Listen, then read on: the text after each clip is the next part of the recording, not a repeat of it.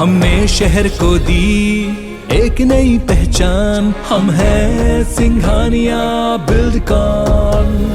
छत्तीसगढ़ की राजधानी रायपुर पहुंचे राहुल गांधी ने बीजेपी, आरएसएस और प्रधानमंत्री मोदी पर जमकर निशाना साधा।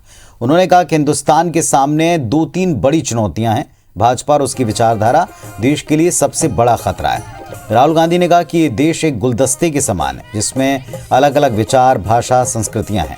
अगर हम कहें कि यहाँ विचारधारा, संस्कृति एक कोई रहे और दूसरी गलत है तो फिर ये उचित नहीं होगा। भाजपा चाहती कि एक विचारधारा की संस्कृति यहाँ ला दी जाए, ये कभी हो नहीं सकता। उन्होंने आरोप लगाया कि भाजपा देश में नफरत फैलाती है, एक प्रदेश को दूसरे प्रदेश से, एक धर्म को दूसरे धर्म से लड़ाती है। राहुल गांधी ने कहा कि देश में केवल 100 लोगों के पास देश का 40% संपत्ति या धन है। ऐसा हिंदुस्तान हम होने नहीं देंगे। तरक्की होगी तो सभी की होगी। छत्तीसगढ़ में इसको लेकर कदम उठाए गए हैं। जो आपका धन है वो हम आपको वापस लौटा रहे हैं।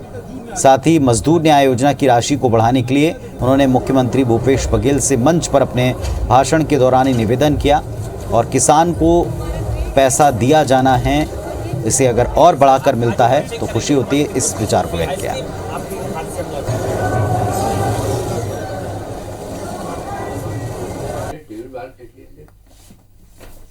बीजेपी आज एक देश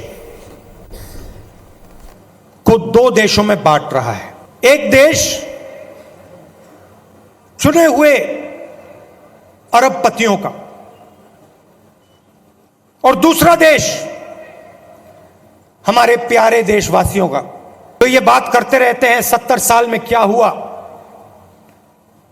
अगर इस देश में प्रगति हुई है, तरक्की हुई है, तो ये किसी पार्टी की देन नहीं है।